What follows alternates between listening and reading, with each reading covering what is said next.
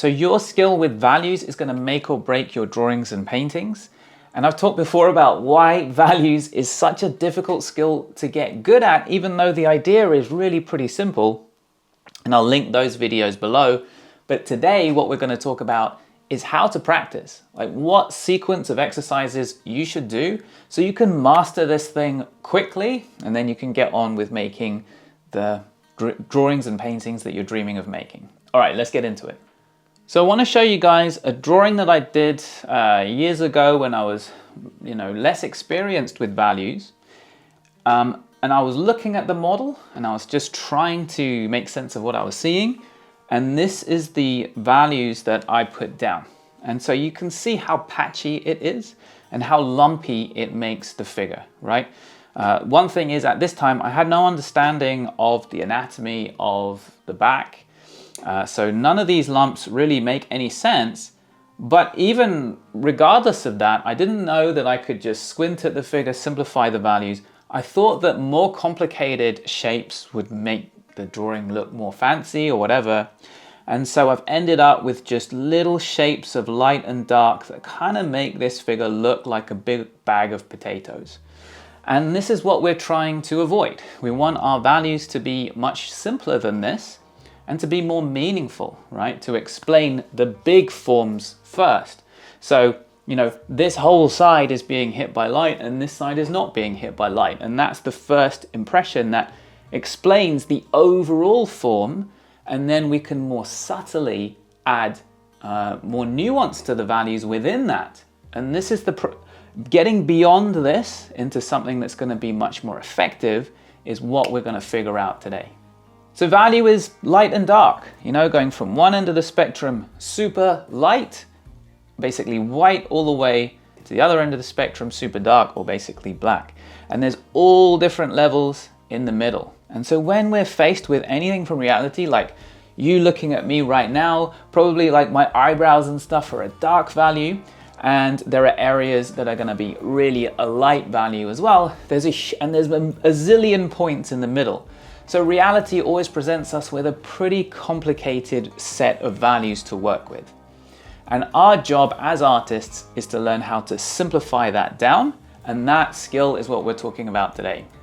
So the values that we see are a combination of the color of the object that we're looking at. So in my eyebrows case, the sort of almost black hairs, and then how much light they're getting hit by, right? So the local value, the color of my eyebrows here is very dark. So even though they're getting hit by a lot of light, they're staying pretty dark in value.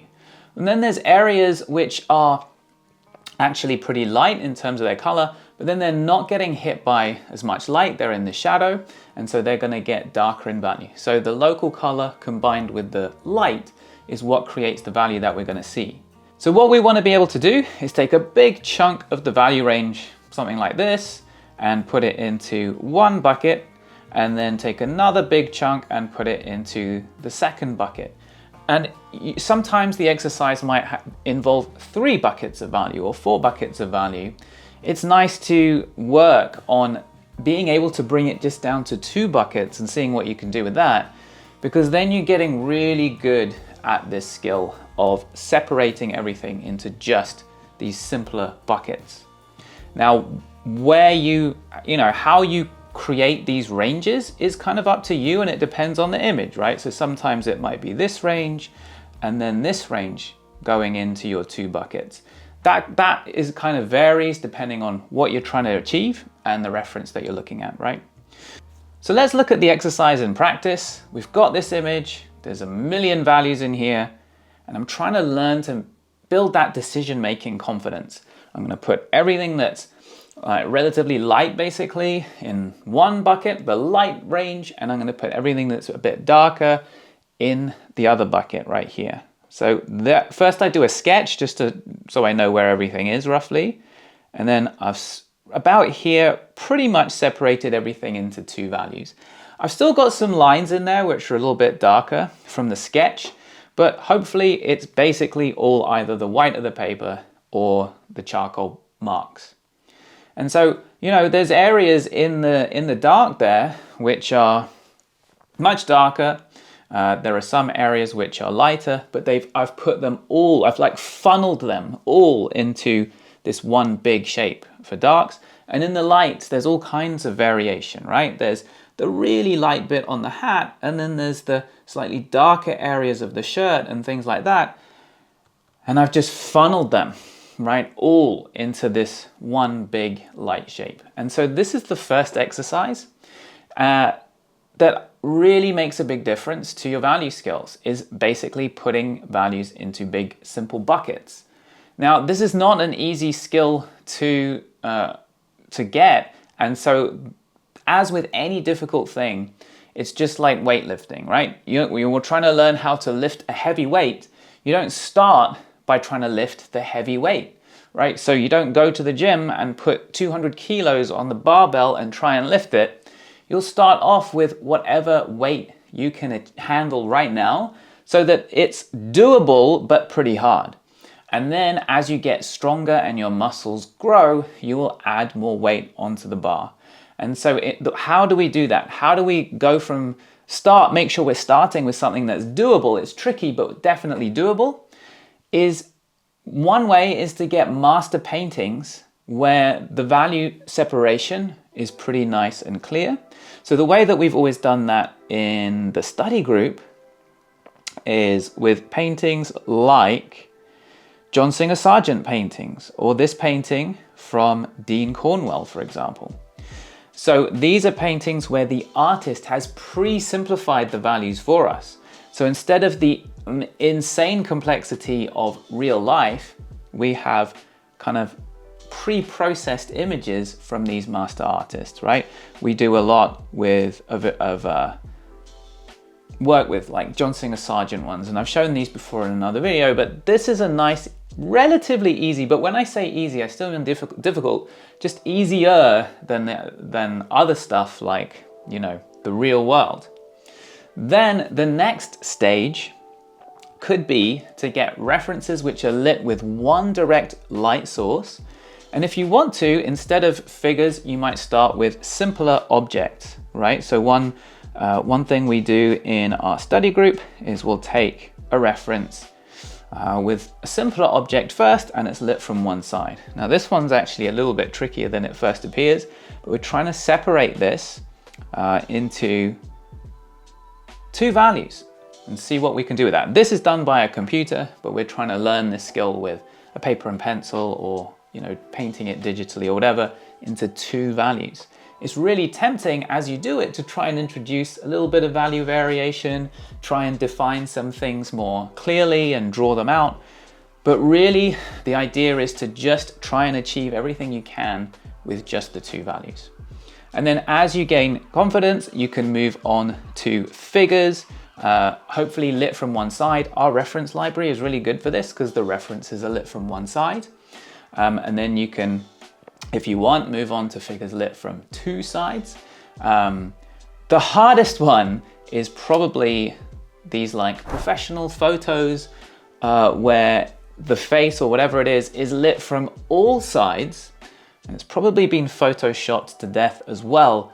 Those are really hard to do this exercise with. So I would start off with your value studies, and then simple objects lit from one side, and then life drawing models and things lit from one side.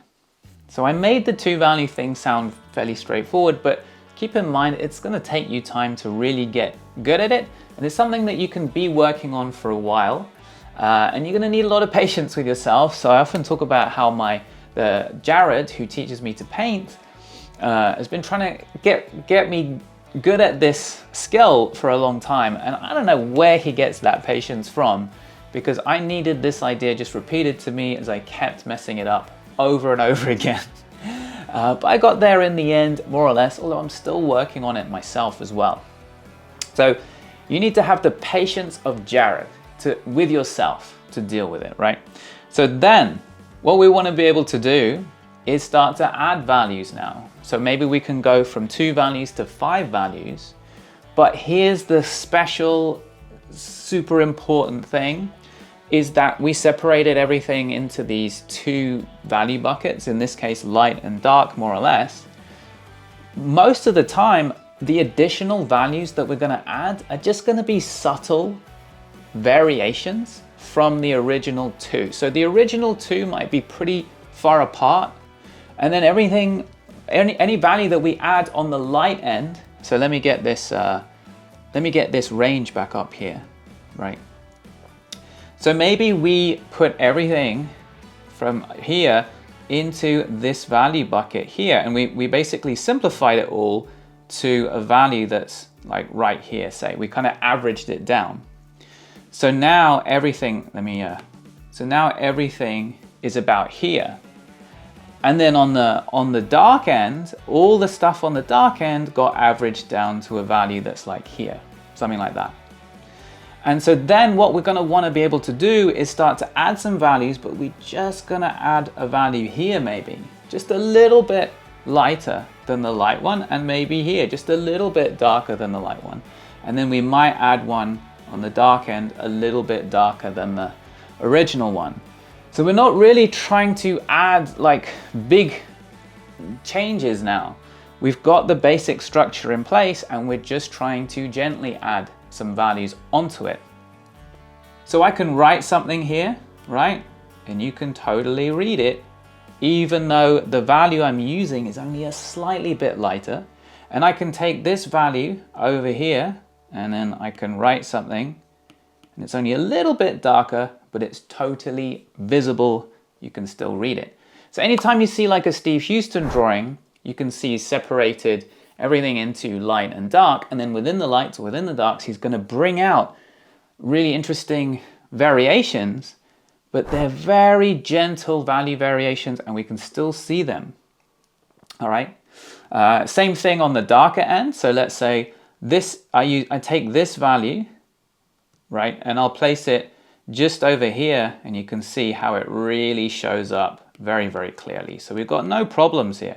We're going to be able to say an awful lot with just a little bit of extra values. So here's me trying to do this exercise with a figure. This figure is lit from two sides. So there's a stronger light source hitting this side of the figure from the right, and then there's another light source hitting the figure from the other side. So it's a little bit of a trickier one, but it wasn't too bad. This is in our reference library.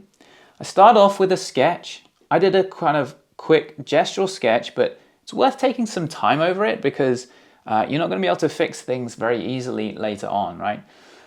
Then I'm trying to build up big, simple shapes of value. I'm trying to separate it into the light and the dark. One thing that I always do is start overcomplicating things. It's so tempting. Every time I do this, I start overcomplicating it, and then I need to re-simplify. And so with the charcoal pencil, that means just kind of rubbing stuff out, because I've overcomplicated things already.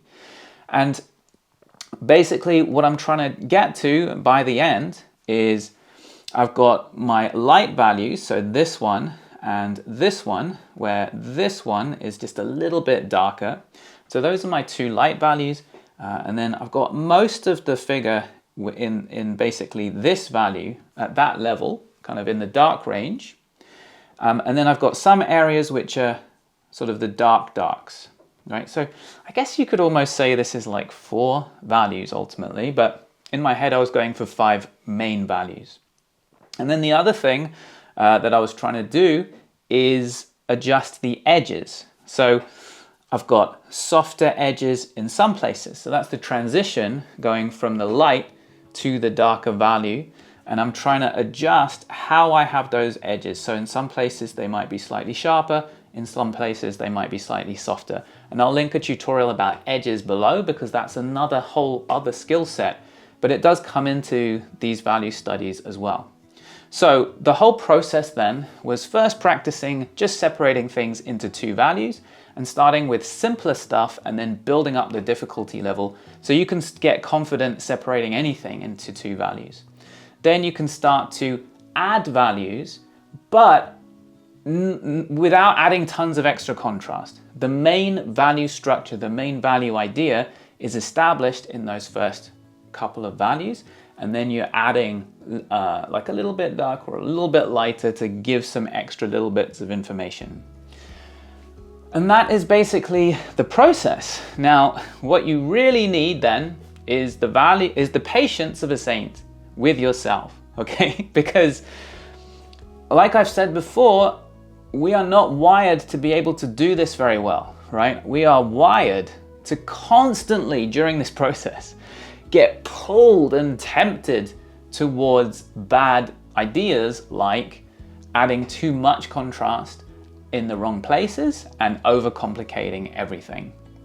And so as you work, you'll be constantly pulled in the wrong direction, and it's like rowing upstream or whatever, right? It's going against what feels natural. Eventually you'll rewire your brain and it won't be so difficult anymore. So if you want to work through this kind of sequence of exercises with guidance and feedback and other people going through it with you and going through that struggle at the same time, that's what our study group is there for. Everything in the study group is super concise.